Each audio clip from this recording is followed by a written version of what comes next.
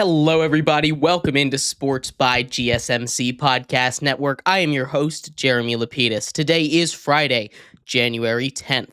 Today, we have a huge show for you as always. We find our way just days, hours away from Super Wild Card Weekend. We're going to go through all of the games, predict them AFC, NFC, and even do a full playoff bracket, as well as go over the college football playoff semifinals. The Ohio State game has just started. Ohio State with an early 7-0 lead. We'll talk about how I think that game is going to go the rest of the way and who is succeeding early through the first drive of each team, as well as talk a little bit about the all-pro teams that came out through the AP. The AP, of course, the one that votes on all the major awards given out at the end of the year for the NFL awards. We'll talk about what this means and what we're seeing as a trend in the AP teams. But before we get into that, remember, if you would like to be an even bigger part of the show than you already are, all you need to do is go to gsmcpodcast.net.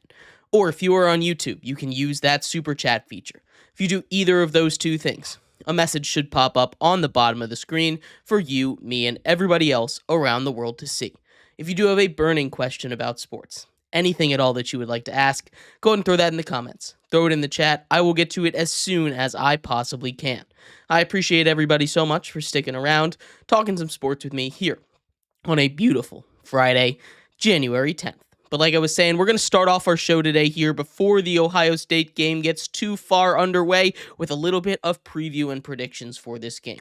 Now, obviously, we're going to take this with a grain of salt. Now, I'm not saying this game hasn't started how I expected it to, but Ohio State currently kicking off up 7-0 over Texas. This is a game that is in Texas. We're looking at a little bit of a home field advantage for those Longhorns, but when I was previewing this game, when I was writing down in my notes what we needed to go over for this preview, one word was under Ohio State, and I underlined it 3 times, and that word was be aggressive. Aggressive was the word they need to be, and so far, they have been amazing at it, right? One drive down the field, they're feeding their big guys, they're pushing it down the length of the field, going and getting those big plays, but that has been what has led to Ohio State being as dominant as they have been over the last couple of games. These first 2 games of the college football playoffs, when they jumped out to huge leads in over both Oregon and Tennessee, both teams that were in the top 10 and number 1 undefeated Oregon for one of them.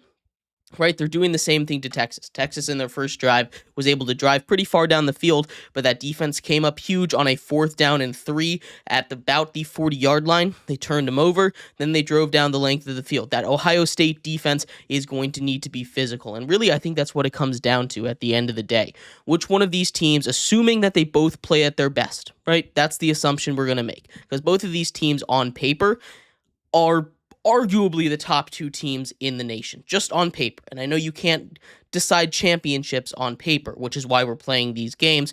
But on paper, this one, I wouldn't fault you for thinking that this game could potentially be the college football championship game. Instead, we're looking at a college football semifinal game, so they're both going to make it about as far as you possibly can. This is going to be an offensive show. They both have really good defenses. Ohio State's defense has been locked down for a while. The question is, how can Quinn Ewers play? Are the Texas Longhorns going to be able to play with the physicality that they need to play with to keep up with Ohio State? The offensive line for Texas has been really good at times. It's also been a huge problem at times, and we've seen that pop up and really bite them in the butt a couple times this year.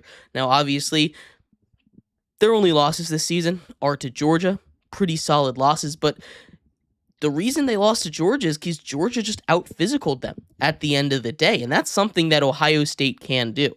So the key to this game for Ohio State is to be aggressive, but not overly aggressive to where Will Howard is having a couple turnovers, and he's been pretty good at that all season long, keeping the ball relatively clean if they stay aggressive as they were in the first two games of these this 12-team college football playoff, I don't think Texas stands a chance. Now, Texas can play the greatest game in the world, but right now Ohio State is playing playing better than just about anybody in the country, and that's what it comes down to. Momentum is a real thing. We saw it in the Penn State game, especially in that second half when Notre Dame came out with all of that momentum after halftime and never really gave it back, right?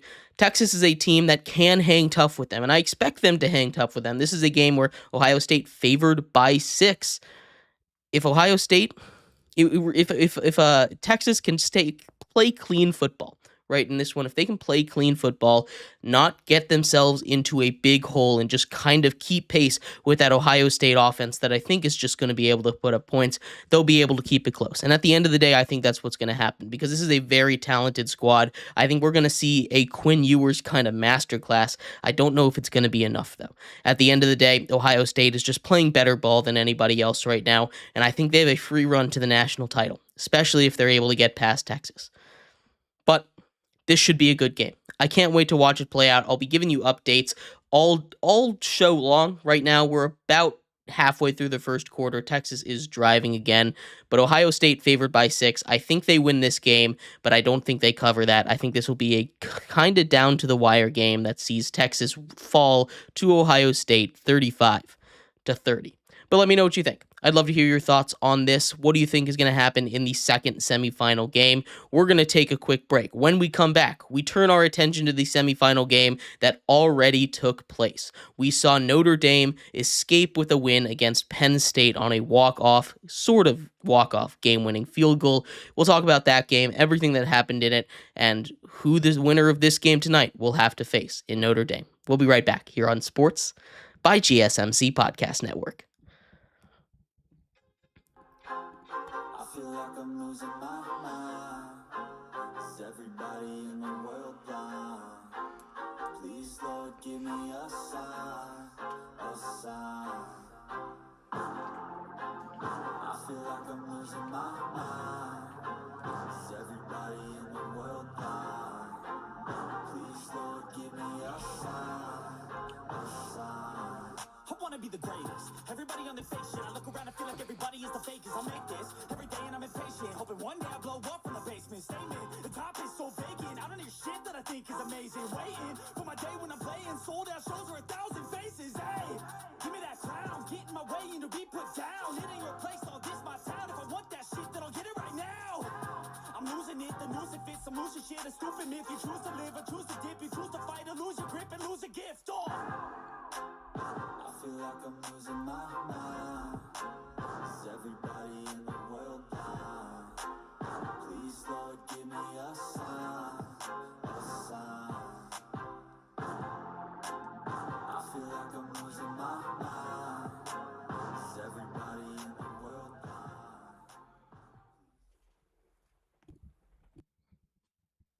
Welcome back to Sports by GSMC Podcast Network. I am your host, Jeremy Lapidus. Today is Friday, January 10th. If you're just tuning in, we just finished going over predictions for the Ohio State-Texas game that is currently going on. Right now, Ohio State gets the ball back after a Texas punt. They'll get it within their own 10-yard line, up 7-0, about halfway through the first quarter.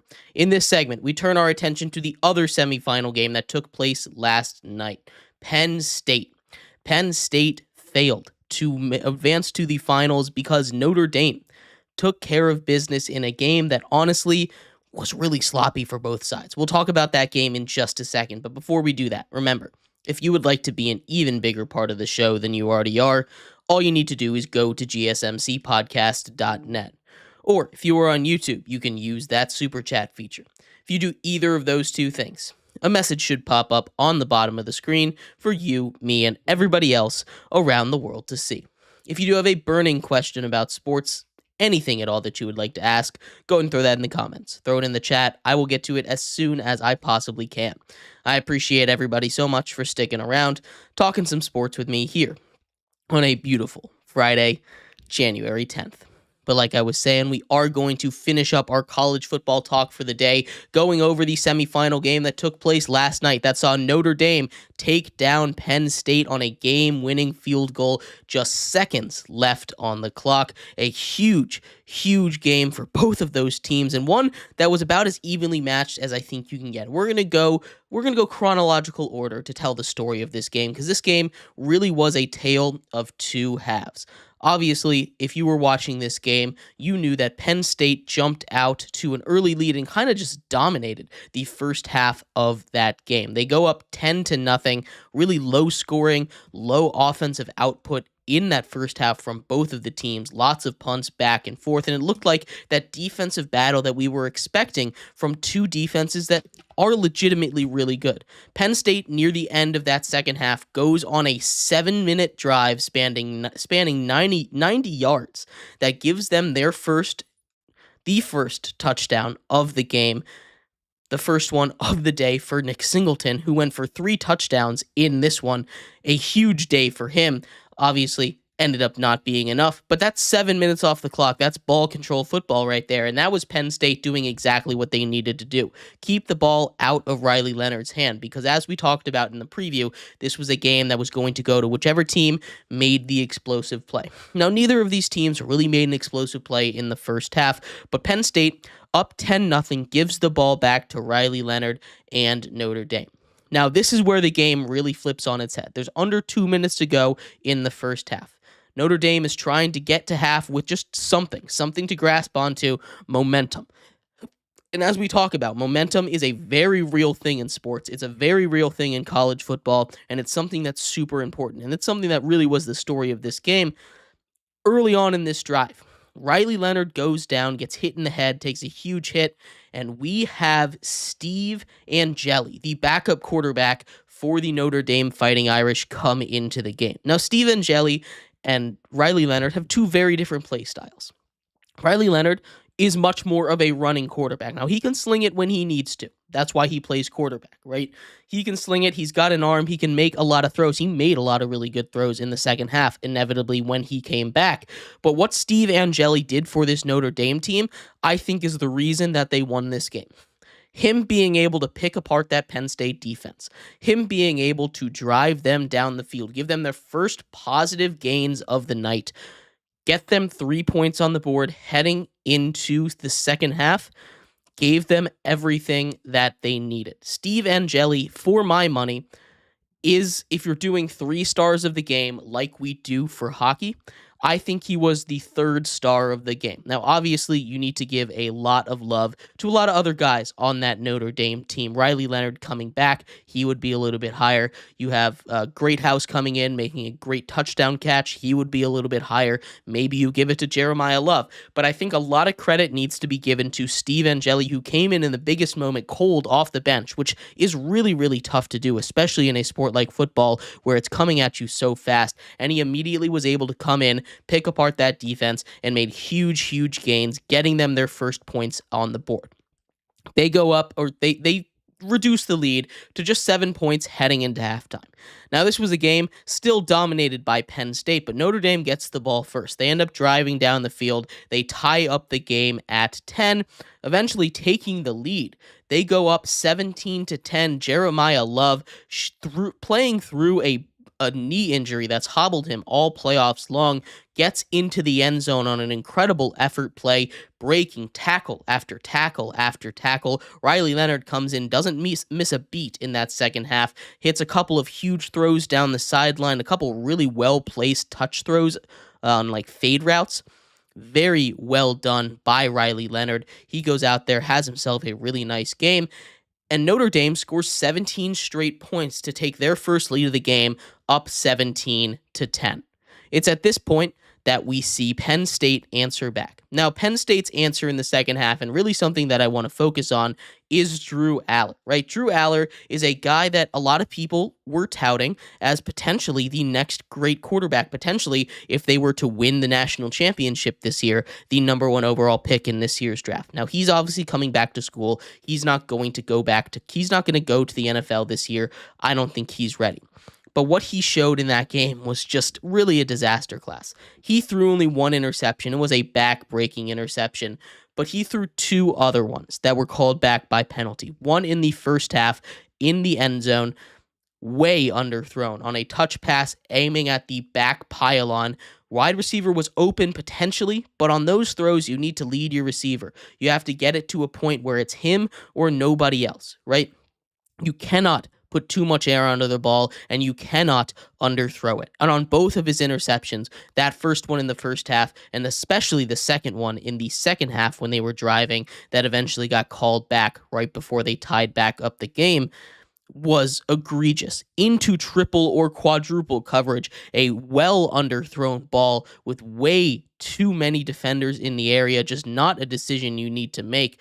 But kudos to the Notre Dame defense real quick. We shouted out Penn State's defense shutting down Notre Dame in the first half, but what Notre Dame's corners especially were able to do in this game is nothing short of incredible. They held the Penn State wide receivers to zero catches over the entire game. That is not something you usually see, especially out of a Penn State team that was trying to throw the ball a little bit. They have Nick Singleton, they have a lot of guys on the ground, and of course, they have Tyler Warren, the tight end, that can do a lot. Be very versatile, but the wide receivers are really the explosive part of that offense, and they were not able to get them the ball once. And that is crazy to me. That is incredible game planning by Notre Dame. And it shows a lot that this team was able to come back, that this team was able to win this game at the end, and especially the defense and the corners stepping up huge at the end there. But regardless, Nick Singleton gets into the end zone after that awful decision made by Drew Aller. He had a lot of those head-scratching decisions in this one. I'm not going to put the whole loss on him. I'm not. Because honestly, I think Penn State played a better football game overall than Notre Dame did. But in that second half, Notre Dame was able to capitalize on mistakes when Penn State was not capitalizing on the turnovers that they forced. Turning turnovers into just 3 points instead of touchdowns really was a big flaw of theirs in this one. But again, Notre Dame ties up this game at 24 after Penn State answers their 17 straight with 14 straight. They're up 24-17. Game gets tied at 24-24. Back and forth, interceptions, punts, and now Penn State gets the ball back with just about 40 seconds left in the game. They have all three timeouts. They start off with a running play, something that I did not expect them to do. And honestly, this is a kind of mental decision. It's not an objectively good or bad one. Honestly, I would have done the same thing. Drew Aller, all year long, a guy that did not turn the ball over that often. But Notre Dame is a team that lived and died on their turnovers. Drew Aller with 40 seconds left. The defense continues to play great, gets pressured, and does the one thing you can't do. He throws an interception. Now, usually you say in those situations, don't take a sack. But with a tie game, you have the ball. You have 3 timeouts. Taking a sack isn't the worst thing, especially when you're well in enemy territory, right? You cannot do that. You cannot throw the ball. You just take the sack or throw the ball away in that situation. Now, Drew Aller, to his credit, manned up, understood his mistake, and took it. But he throws an interception, a great play by the Notre Dame defensive back to go and make that play over there. But that sets up the game-winning field goal attempt. Really what happened in this game was that Notre Dame just wanted it more. This was a game that, again, I think Penn State played an overall better football game than Notre Dame did in this one. At the end of the day, though, they just capitalized on the mistakes. They capitalized on the miscues. That is something that Penn State was unable to do, and I don't know how that's going to affect them moving forward. Not having Abdul Carter at full strength, I think, was a huge issue for them. He's their best defender. He's probably the best player on that field last night. He's going to go top 10 in this draft. He's already declared after losing that game. He's awesome. He only had one arm, though, and he was physically hobbled. You could see him not being as impressive or as physically dominant as he usually is on that pass rush. That's something that really hurt Penn State. But at the end of the day, they should have won this game. They shot themselves in the foot with their own mistakes. They had defenders falling down, which, again, not really something that you did on purpose. It's not a misplay. It's just bad luck. And sometimes that happens in football. Sometimes that's just how it goes. Penn State, I think, should have won this game. I think they got outcoached. I think James Franklin just simply got outcoached in this one, even though they played a better game. And Notre Dame moves on. Notre Dame going for their 12th national title in team history. Their first appearance in the national title game since they got destroyed by Alabama in 2013. They're either going to go up against Texas or Ohio State. Ohio State, who just punted back to Texas. Texas getting the ball at around their own 25-yard line, still down 7-0 in this one. This is a game. This is going to be an interesting game depending on which team they face. And I think Notre Dame, the way that they're playing football right now, can hang it tough with just about anybody. But I don't really trust that offense enough to really go toe-to-toe with a super high-powered offense if those offenses are really on. But let me know what you think. I'd love to hear your thoughts on this Penn State game, what Notre Dame did right, what they did wrong, who played the better game. Go throw that in the comments. I'd love to hear your thoughts. We're going to take a quick break. When we come back, we turn our attention to the NFL. Super Wildcard Weekend kicks off this weekend. The AFC and NFC teams are set. We're going to go through the old brackets, starting off with the AFC teams, previewing all 3 games, starting with the 2 taking place tomorrow night. We'll be right back here on Sports by GSMC Podcast Network.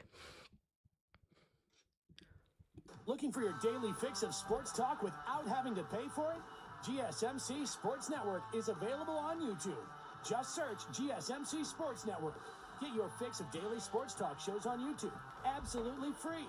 NFL, college football, NBA, MLB, MMA, UFC, fantasy football, and so much more. GSMC Sports Network has shows running all day long, with new sports shows starting every 2 hours. Just like on your favorite cable sports channel, except GSMC Sports Network is absolutely free. Just search GSMC Sports Network on YouTube to catch one of your new favorite shows, like the GSMC College Football Podcast, Chip Shot Football Podcast, Hoops and Heels Women's Sports Podcast, GSMC Basketball Podcast, and so many more. Check it out for yourself. GSMC Sports Network, now available on YouTube absolutely free. Search GSMC Sports Network on YouTube right now.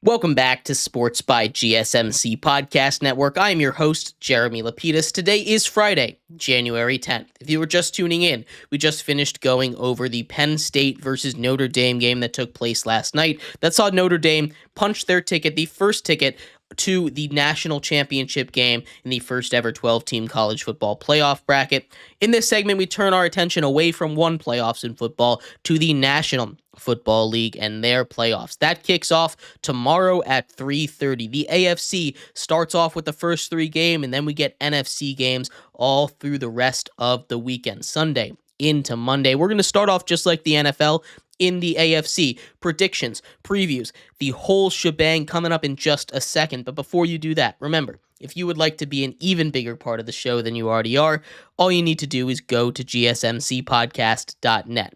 Or if you are on YouTube, you can use that super chat feature. If you do either of those 2 things, a message should pop up on the bottom of the screen for you, me, and everybody else around the world to see. If you do have a burning question about sports, anything at all that you would like to ask, go and throw that in the comments. Throw it in the chat. I will get to it as soon as I possibly can. I appreciate everybody so much for sticking around, talking some sports with me here on a beautiful Friday, January 10th. But like I was saying, we are going to get into the NFL here with some NFL talk as we get into the super wild card weekend. Starting off in the AFC. The first game, once again, we have the Houston Texans, the 4 seed, hosting the 5 seed Los Angeles Chargers. And before we get into it, obviously, thoughts and prayers to everybody over there in LA. Hope everybody is able to get out. Go donate if you can. That's something that obviously bigger than sports right now. I hope everybody is okay over there and everyone has the resources they need to get out. But football, we have a battle in Houston. The Texans are stumbling coming into this one. They were able to get a win that honestly I think they really needed in Week 18 against the Tennessee Titans. with their backup, so I don't know how much it helped, but CJ Stroud got a drive in there at the beginning of the game, connected with Nico Collins, scored a touchdown there. But I need to see this Texans team, and really the one concern I have with it and where I think there's a real mismatch is the offensive line. That's been their weakness all season long. That's where all their issues are stemming from. The offensive line is giving CJ Stroud zero time to throw the ball in the pocket, to get comfortable in the pocket. He's having to flush. He's not feeling comfortable. He is not trusting his offensive line, his offense, his guys to get open. And it doesn't hurt that he's had two of his top three receivers go down. Obviously, we saw Stephon Diggs go down midway through the season, and Tank Dell recently went down. He had to deal without Nico Collins for a little while. They've had guys step up. John Mechie is a very nice story. He comes back after a couple of years of dealing with off the field cancer treatment injuries. He comes back. He's been a great story for them, but just Nico Collins really being the main threat over there, it's not quite enough. This is a Chargers defense that's one of the best scoring defenses by numbers in all of the NFL. Right? This is a Chargers team led by Jim Harbaugh that has turned it around very quickly. But where I think the real mismatch is, once again, is on that offensive line. I think the pass rushing duo of Khalil Mack and Joey Bosa going up against a not very good offensive line is just going to kill CJ Stroud and the Texans. As much as I like this team, as much as I like Joe Mixon in that run game, they do get into they get into third and long more than anybody else in the NFL. And they cannot do that against this Chargers team. They need to be able to get into third and medium, third and short if they want any chance of winning. This is an injured team for the Texans. Their defense is really good, and they have pieces. I think they have pieces that can really come along very quickly, especially on that defensive end. But what's going to hold them back in this year's playoffs is going to be the offensive line. And until they can fix that issue, I just don't really see them advancing very far. So I have them losing to the Chargers, who are favored by 3 in this one, 27-17. That's our first, I guess, seeding upset. It's not a traditional upset as it stands right now. But then we have a divisional matchup. The second game on the slate, the second game on Saturday, the Pittsburgh Steelers travel to Baltimore to take on the Ravens. This game is going to be wild, right? We know that the Steelers come in struggling. They've lost 4 straight games. They've really been bad, especially offensively down the stretch. They weren't able to get anything going, and I think a lot of that has to do with 2 factors. First of all, George Pickens is not there. And George Pickens is a much bigger part of that offense than I think the Steelers really want him to be, right? George Pickens is a tremendous talent. He's got sticky hands, some of the best in the entire league. I know he's coming off a game with 3 drops, probably his worst game of his career. But Russell Wilson wasn't hitting him where he needed to hit. He's come back off of injury. Hopefully that extra week will be what they need. But also because when they were rolling with Russell Wilson specifically, Najee Harris was playing some really good ball. Now he is not. He's regressed back to the Najee Harris that we expect of him. He's regressed back to what we usually see Najee Harris being. And when Russell Wilson doesn't have a run game that he can rely on with his play action, he's immediately less effective. And we're starting to see the facade of this Steelers juggernaut team that it was at the beginning really start to fall off. They've lost 4 straight, and the only reason that I think they have a chance in this one is because it's a division game. Whenever you have to play a team 3 times, 2 times even in a season, it's going to be a lot harder for one team to dominate the other. Now, the Steelers and the Ravens end up splitting that season series. This is the second one taking place in Baltimore. They lost, the Steelers did, last time they traveled to Baltimore this year. Lamar Jackson and the Ravens are playing their best football right now, but they don't have Zay Flowers. Zay Flowers has been ruled out of this game due to a knee injury that he suffered in Week 18. That is not good for them. They have a lot of other weapons, and Lamar Jackson and the Ravens, really everyone on the Ravens is playing at a level that they haven't been all season long. The defense especially. Kyle Hamilton was moved back to a more traditional safety role later in the season, and that defense has immediately gotten much better because of it, right? That's not the only reason. You have a couple guys that got selected to the all-pro team. Roquan Smith Kyle Hamilton, second team All-Pro. Marlon Humphreys was an All-Pro defender, right? There's a lot of reasons why this Ravens defense is starting to round into form, but they're starting to show up now when they needed to do it the most, and that is what we were waiting for. This is a Ravens team that is hot, hot, hot when they need to be, but because it is a division game, this is the one that I actually think is the most likely upset in a first round that seems a little bit lacking in upset caliber wins, especially on the AFC side. I think the Ravens still escape with a victory. Lamar Jackson, they lean on Derrick Henry in January because that's what they need to do. In football, in these football games, cold weather games, you give the ball to your big bruising back and you let him punish that defense on the other end. I think the Ravens escape with a victory in this one. Not going to be easy. They're favored by 9.5. That is just way too many points in a divisional playoff game. I have the Steelers losing, but not by that many points. They fall 21-24.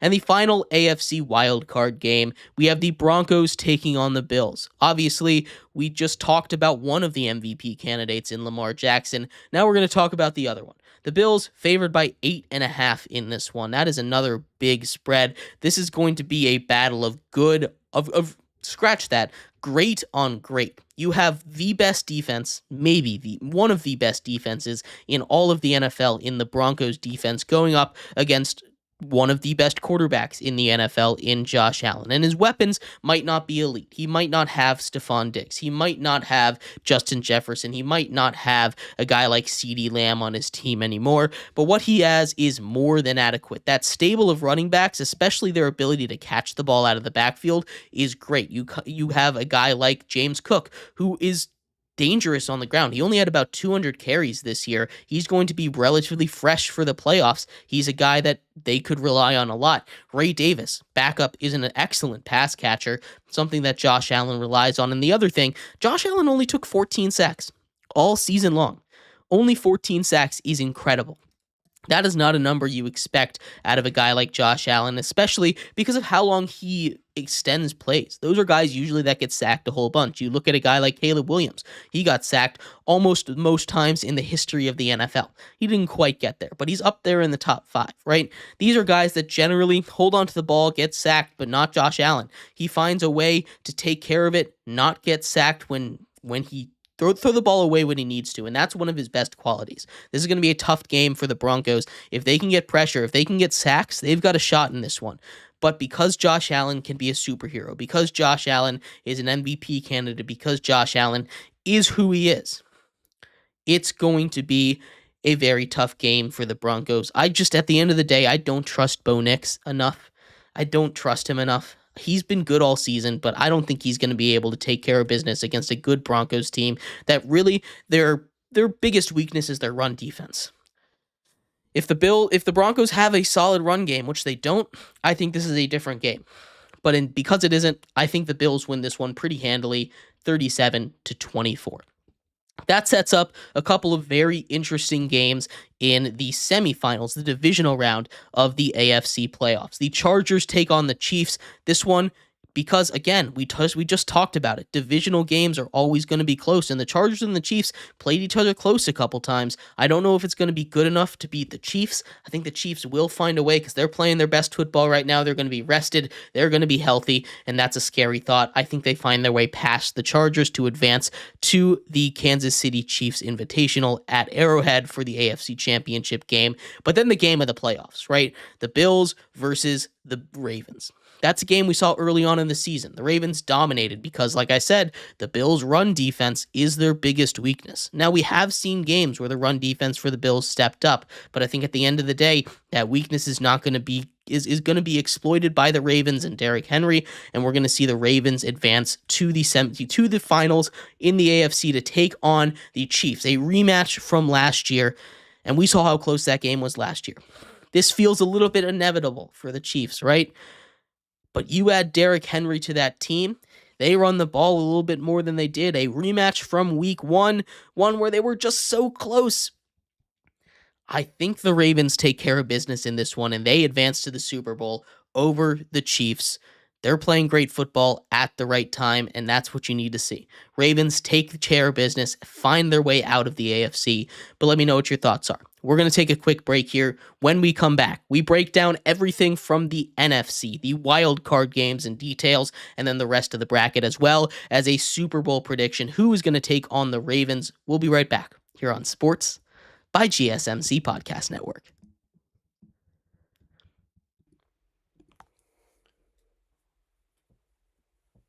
For the best and latest podcasts available anywhere, go to the podcast app on your cell phone and type in GSMC to access free content-rich podcasts on health and wellness, book reviews, sports, entertainment, relationships, social media, movies, technology, finance, and even weird news. Subscribe and download the GSMC Podcast Network's family of shows, available everywhere podcasts are found.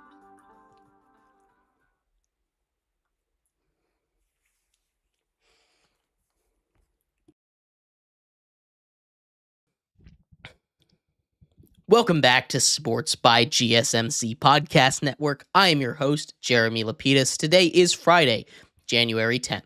If you're just tuning in, we just finished going over the AFC side of the NFL playoff bracket. In this segment, we turn our attention to the other side of things, the NFC.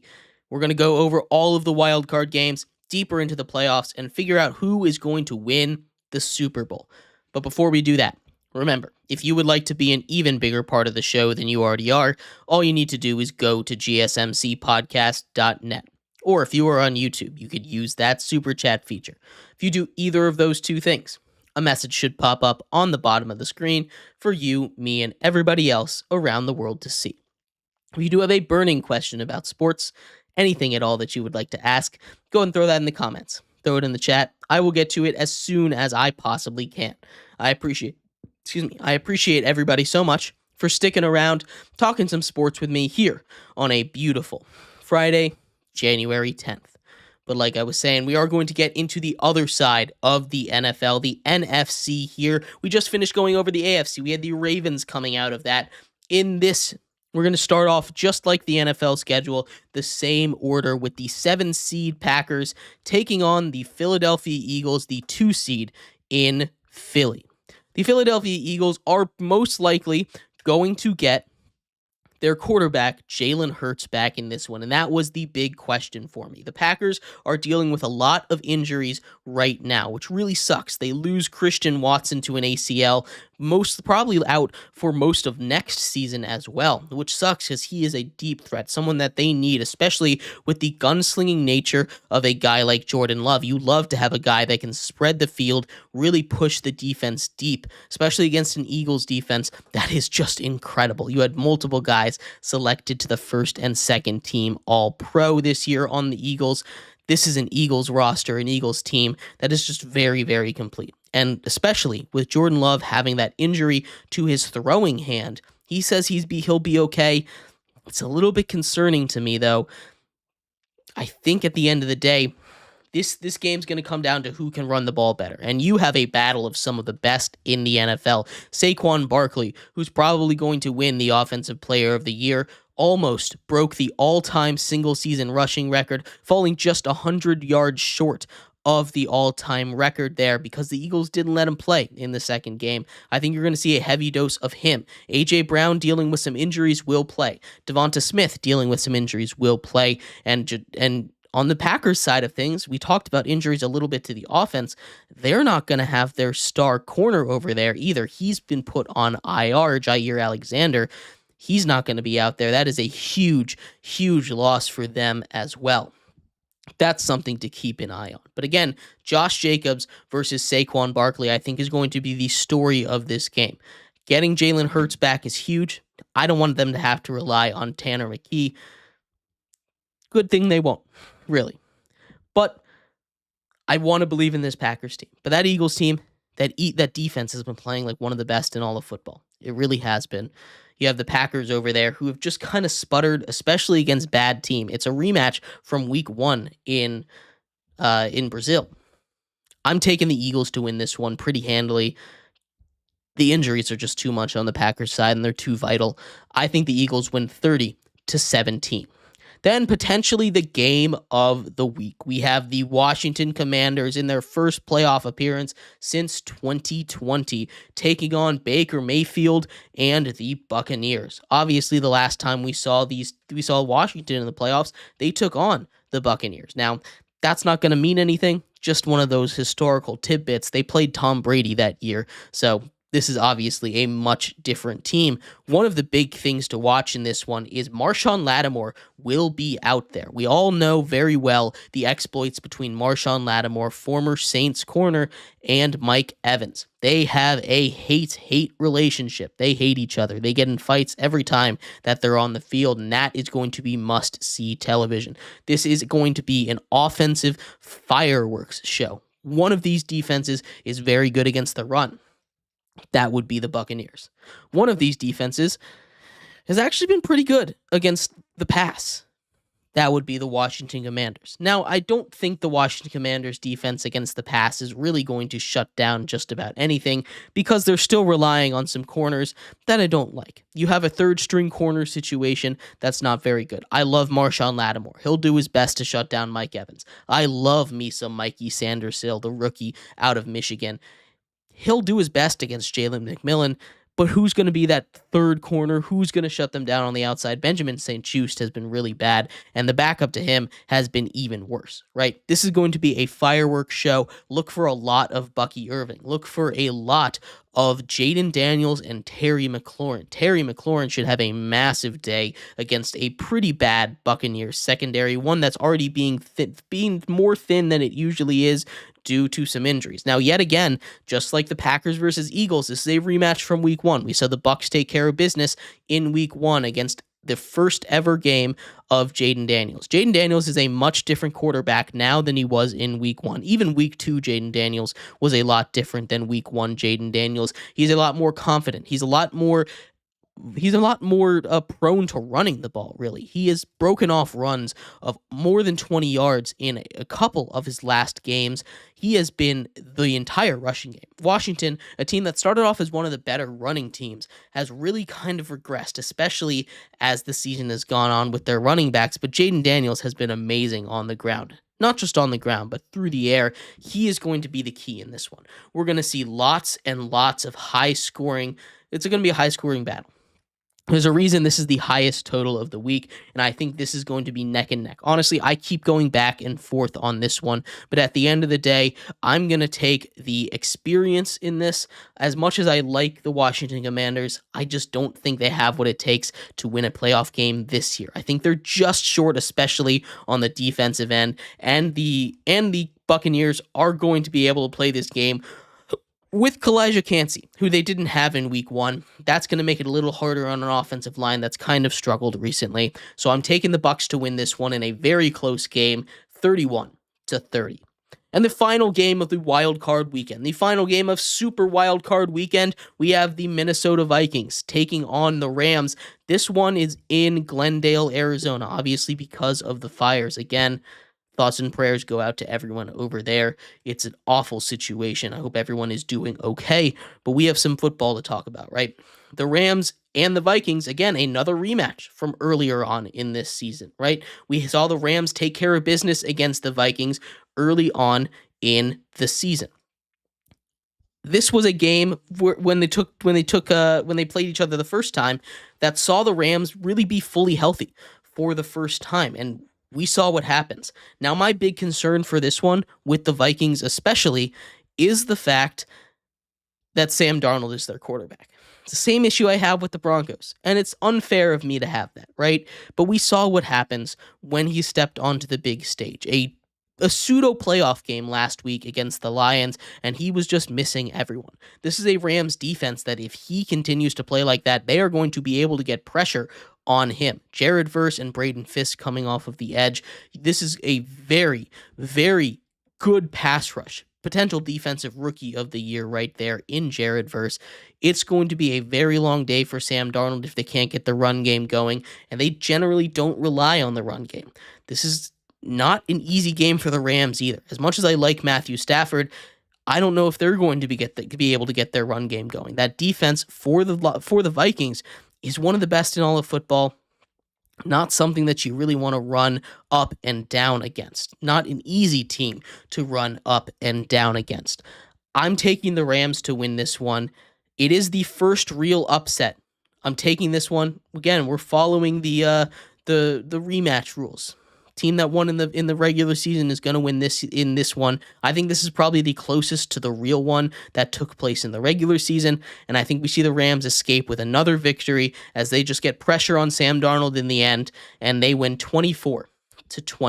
But that takes us past the wild card round. There are still a couple more games to go in the NFC. The 1 seed Lions take on those aforementioned Rams, and at this point, the Lions are starting to get a little more healthy. We saw what the Lions did to the Vikings, and I think they rolled over the Rams in this one. Another rematch from week 1, where we saw the Lions win in overtime. That one, the Rams were hurt. That one, we also saw this was also a rematch from last year's playoffs. I think the Lions still take care of business, and I think the Lions beat the Rams to move on to the NFC Championship game. The Bucs take on the Eagles, and this one's super interesting. I think this is one where the Bucs could kind of get the best of the Eagles, but I trust that Eagles defense. I trust the upgrades that they've made, especially with the rookie corners that they've gotten. I think them and the, resurgent season of Jalen Carter, him really showing up, they're going to be enough for the Eagles to take care of business against the Buccaneers. So we have a 1-2 in the NFC Championship game. And I think we get a rematch of the not a rematch here. We have the Ravens going to the Super Bowl in the AFC, but I think the Lions are just going to be a little bit too injured to take on the Eagles in this one. And I have the Eagles winning the NFC crown. They're going to move on to take on the Eagles, a Bird Bowl for the Super Bowl there. And at the end of the day, I think Lamar Jackson gets his first Super Bowl. This is going to be a great playoffs, honestly. All of these wildcard games, I think, are going to be really exciting. I cannot wait to see them. But let me know what your thoughts are. We're going to take a quick break here. When we come back, we finish off our show going over the All-Pro teams. The AP came out with their All-Pro. We talked about the players All-Pro earlier this week. Now the AP has come out. Very interesting results for a couple of key races for rewards as we get down the stretch in the NFL. We'll be right back here on Sports by GSMC Podcast Network.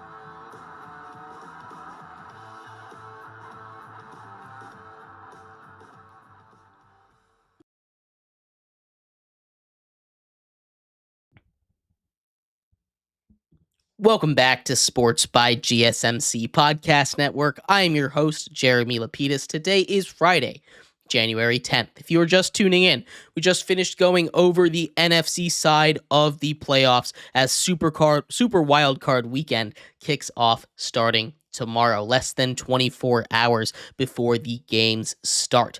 In this segment, we take a look at the All-Pro teams. The AP comes out with theirs. Now, they are the ones that vote on the official awards, the MVP, the offensive player, defensive player, so on and so forth.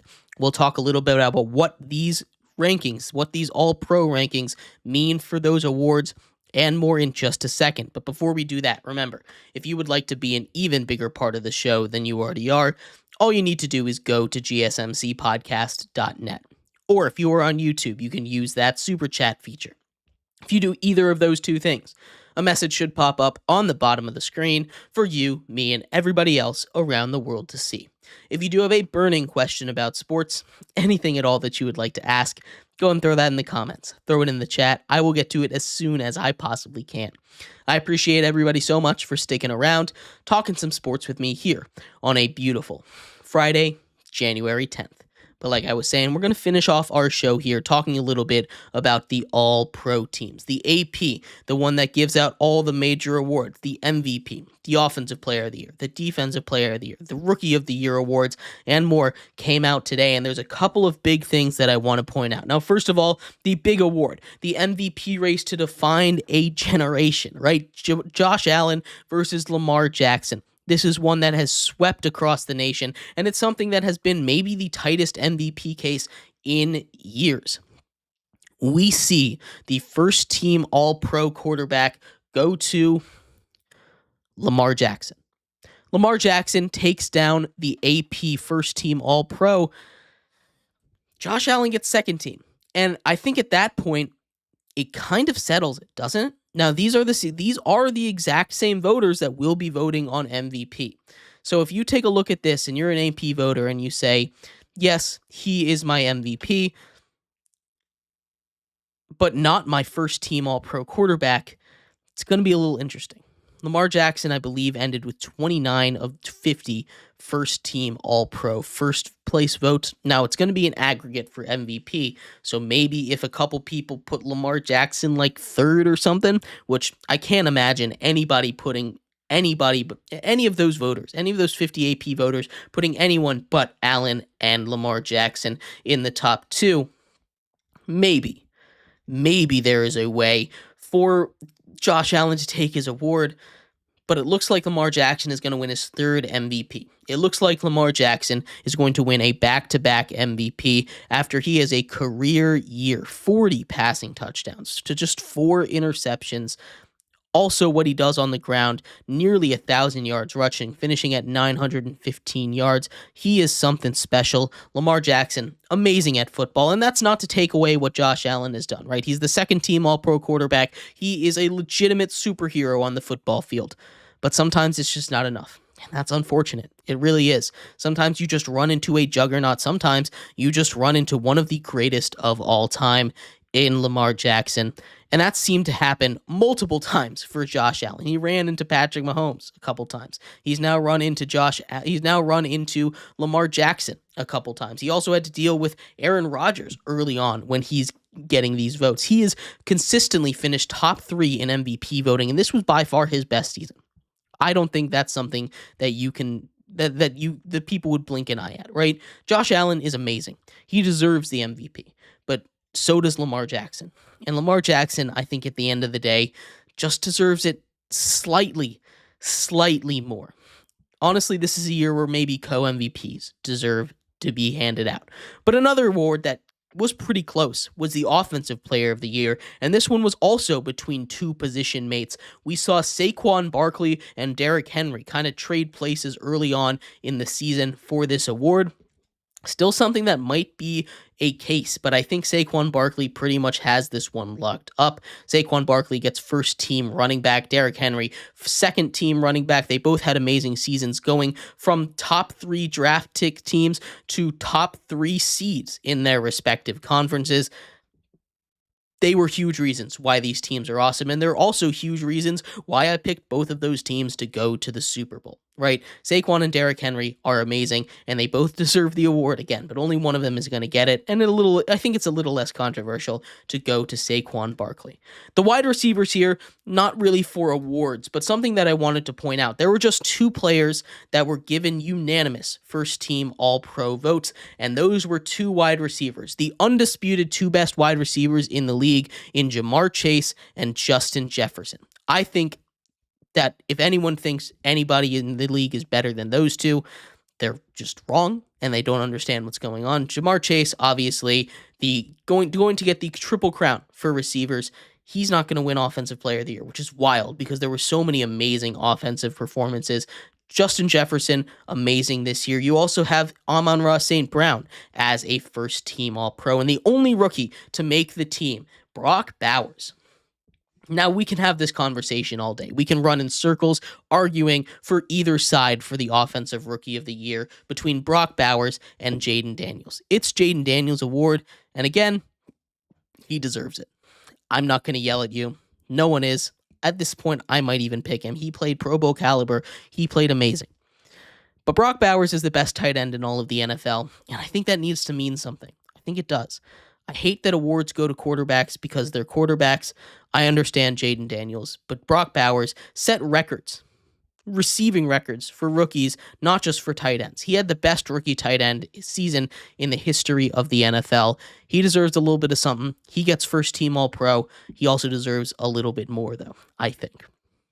And one more tidbit from this that sometimes might get a little glossed over because offensive linemen don't get a lot of hype, but Tristan Wirfs got his first team All-Pro, this time at left tackle. He is the first person in the history of the NFL to be named the first team All-Pro at both tackle positions, the left and right tackle positions, obviously not in the same year, but over the course of his young career. He's still super young. He's only been in the league for about 5 seasons now. He was named twice. Once as a left tackle, once as a right tackle, and that is incredible. He's one of the best in the game. It is a huge get for the Tampa Bay Buccaneers, and it's not something that I think should go unnoticed.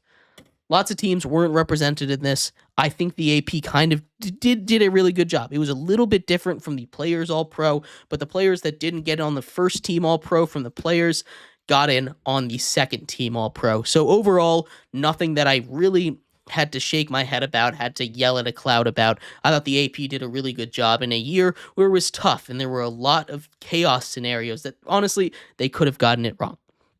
But let me know what you think. Who deserved to make the AP first team and second team All-Pro? I'd love to hear your thoughts. And thank you, everybody, so much for tuning in to today's episode of Sports by GSMC Podcast Network. Before we go, I do have an announcement. We will be back on Monday, but the show will have a brand new name. We are rebranding to the GSMC's Down by Contact Sports on GSMC Podcast Network. So if you were looking for the show on Monday and going forward, it will be by a new name. So thank you, everybody, so much for tuning in. I, of course, have been your host, Jeremy Lapidus. You will have a great weekend. Go enjoy the sports. Go enjoy football. It's still 7-0 about halfway through the second quarter in the semifinal game between Ohio State and Texas. You will have a good one. Bye-bye.